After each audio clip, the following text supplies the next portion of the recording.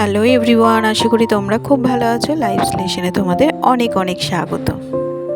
আজ বৃহস্পতিবার সারাটা দিন কি করছি না করছি সবটাই তোমাদের সাথে শেয়ার করতে থাকবো, তো পুরো ভিডিওটা দেখতে থাকো।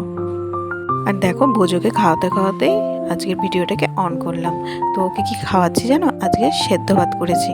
তো থালায় করে আর নিয়ে নিই, বিছানায় যেহেতু বসে খাওয়াবো বলে একটা বাটিতে করে নিয়েছি। একদম অল্প একটু খাওয়াই, সাত সকালে তো আর অত বেশি খাওয়া যায় না। একদম অল্প একটুখানি করে নিয়ে দিয়ে যেটুকুনি খাবে সেটুকুই তো পেটে থাকবে, কারণ টিফিনটা হতে তো অনেকটা সময় লাগে। মানে সময় লাগে বলছি, অনেকটা দেরি হয়। তো ততক্ষণ ভাতটা খেয়ে গেলে পরে একটু পেটে থাকে, ওই জন্য খাওয়ানো। আর কোনো সময় তো দই চিড়ে খাইয়ে দিই। আজকে দেখলাম ফ্রিজে আর দই নেই, সেই জন্য ভাবলাম একটু সেদ্ধ ভাত করে দিই।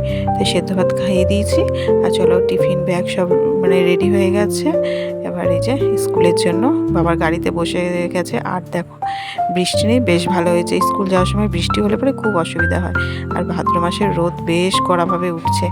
দেখি, আজকে ইচ্ছা আছে জামা কাপড়গুলো সব রোদে দেওয়ার। তো দেখি সকালের কাজকর্মগুলো কতটা টাইম মতো ছেড়ে নিতে পারি, তারপরে চিন্তা ভাবনা করবো যে আদৌ দেবো কিনা রোদে। আর বৃহস্পতিবার সেহেতু আমাদের তো আজকে ছুটির দিন, কিন্তু ছুটির দিন হলে পরে কী হবে, সংসারের কাজ বাজ তো অনেক আছে। আর বৃহস্পতিবার হচ্ছে পুজো দেওয়ার ব্যাপারটা আছে, একটু ঘট বসিয়ে পুজো দেওয়া, এসবগুলো করতে অনেকটা সময় লাগে। কিন্তু পুজো দেওয়ার দিকটা জানো তো আমাকে যেতে হয় না, ওই দিকটা শাশুড়ি মাই দেখে নেন। তো আমি তো ঘরের এইসব রান্নাবান্না কাজকর্মগুলো দেখি। তো উনি পুজোর দিকটা দেখে নেন বলে আমি টাইম মতন সবাইকে রান্নাবান্না করে খেতে দিতে পারি। নয়তো পুজোর দিকটা গেলে পরে বৃহস্পতিবার করে তো অনেকটা দেরি হয়ে যায়। যাই হোক, ওই কম বেশি করে দুজনে মিলে ঠিক সামলে নিই। তো চলো, ঘরের কাজগুলো এবার সব তাড়াতাড়ি করে নিই। আজকে একটু তাড়াতাড়ি করার চেষ্টা করব।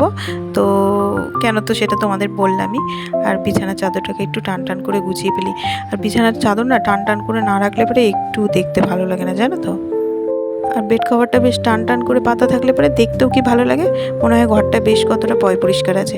আর চাদরটা দেখবে একটু এলোমেলো হয়ে থাকলে পরে মনে হবে ঘরটা কি এলোমেলো হয়ে রয়েছে। কিন্তু সে আর আমার রাখার উপায় আছে? যতক্ষণ বাবার ছেলে ঘরে না থাকবে, মানে বিছানায় না থাকবে, ততক্ষণ বেশ সুন্দর পরিষ্কার হয়ে থাকবে বিছানাটা। আর ওরা দুজনে একসাথে বিছানায় থাকলেই ব্যাস হয়েছে। দুজনে এত সেই দুই ভাইয়ের মতন হুড়োহুড়ি মারামারি করতে থাকে, বিছানার চাদর এলোমেলো হয়ে যায়। আর আমি তো সেই চেঁচামেচি করতে থাকি। আর করে কি লাভ আছে? ওরা এক কান থেকে শোনে আর এক কান থেকে বের করে দেয়। একসাথে থাকলেই হয়েছে, মানে বিছানার চাদরের অবস্থা একদম খারাপ করে রেখে দেয়, জানো তো। আর এক সময় ভাবি, এত বলি শোনে না, দূর বলবোই না। কিন্তু ওই যে দেখতে তো ভালো লাগে না, তখন ওই মুখ দিয়ে বেরিয়েই যায়, চেঁচামেচি করতে একটু ইচ্ছাই করে। কি করব? যাই হোক, দেখো নিচের কাজবাজ সব গুছিয়ে নিয়ে এখন চলে আসলাম উপরের ঘরে।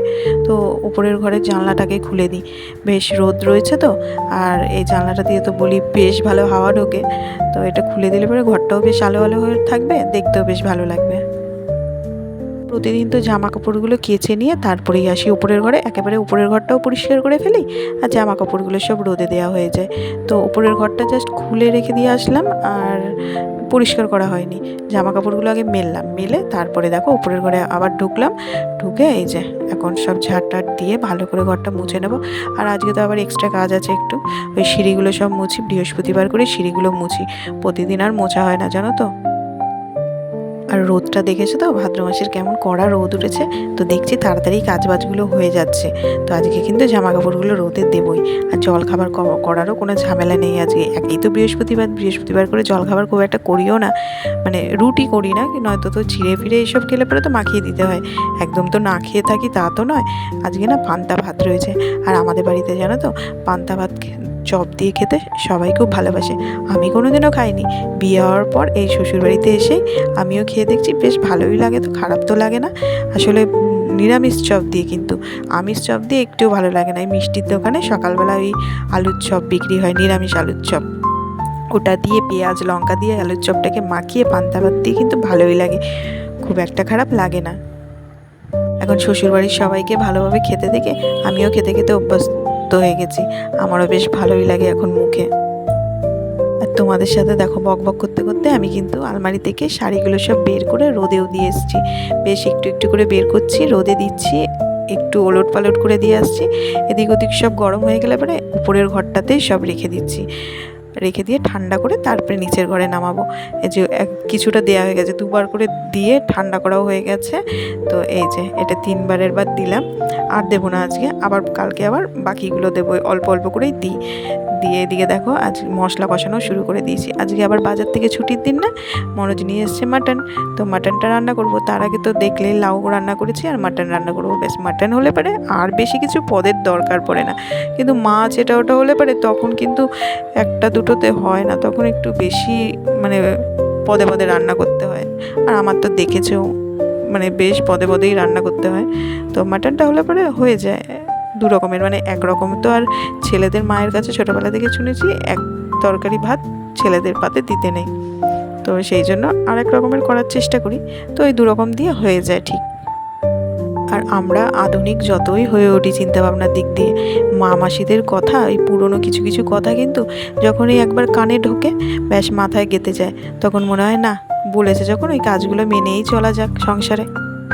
আর দেখো আগে যে কাপড়গুলো রোদে দিয়েছিলাম সেগুলো সব ঠান্ডা হয়ে গেছে, এই যে ভাঁজ করে নিয়েছি, নিয়ে বাকিগুলো সব ঠান্ডা হয়ে গেছে। কাপড়গুলো অনেকক্ষণ রেখে দিয়েছিলাম, এই রান্না করতে করতে সব করছিলাম। তারপরে স্নান করে এই যে সব গুছিয়ে একদম যেখানে যা জায়গা সব রেখে দিয়েছি, একটু মুছেও নিয়েছি। এগুলোতে আবার একেবারে পরে ন্যাপথলি দেবো, এখন আর দেবো না, সব একেবারে রোদে দিয়ে তারপরে ন্যাপথলি দেবো। আর আমরা গৃহবধূরা দেখো সংসার করতে এসে সব দিকটা কিভাবে বজায় রেখে চলি, রান্না বান্না করছি, ঘর সংসারের কাজবাজ করছি, তার সাথে দেখো এই এক্সট্রা কাজগুলো ঠিক সময়ের মধ্যে কিন্তু কমপ্লিট করে নিচ্ছি, কোনো অসুবিধা হচ্ছে না। আর এই যদি বিয়ের আগে হতো, মায়ের কাছে থাকতাম, তাহলে কি আর করতাম? তখন কত শরীরে কুড়েমি থাকে। আর এই সময় দেখো ঠিক সব দিকটা ঠিক সংসারে যখন পড়ি সব দিকটা একদম বজায় রেখে চলতে পারি। আর বললাম না স্নান হয়ে গেছে, তারপরে তো মাটনটা একবার তোমাদের সাথে শেয়ার করলাম। মাটনটা কিন্তু দেখতে জাস্ট দারুণ হয়েছে। আর আজকে অনেক দিন পর দেশি খাসি এনেছেন, হয়তো রেয়াজি খাসি মাঝে অনেক দিন খাওয়া হচ্ছিলো, দেশি খাসি নিয়ে এসছে।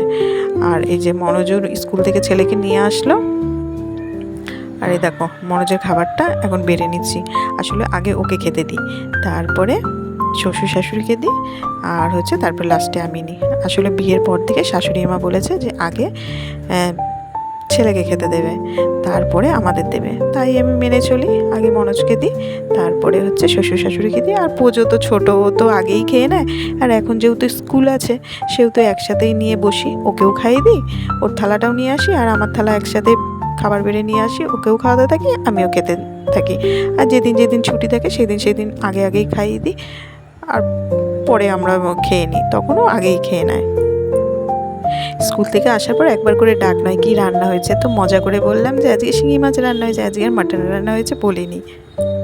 তো চলো এবার আমরা খেয়ে নিই তাহলে। আর আজকের ভিডিওটা এখানেই শেষ করছি, যদি ভালো লেগে থাকে অবশ্যই কিন্তু লাইক শেয়ার অ্যান্ড সাবস্ক্রাইব করে দিও। আর ভিডিওটা কেমন লাগলো অবশ্যই কমেন্ট করে জানিও। তোমরা কিন্তু আর কমেন্ট করে জানাচ্ছ না, প্লিজ কমেন্ট করে জানিও, তোমাদের কমেন্ট করতে আমার কিন্তু ভীষণ ভালো লাগে। তো আবারও ফিরে আসছি নতুন কোনো ব্লগের সঙ্গে, ততক্ষণের জন্য টাটা, বাই বাই।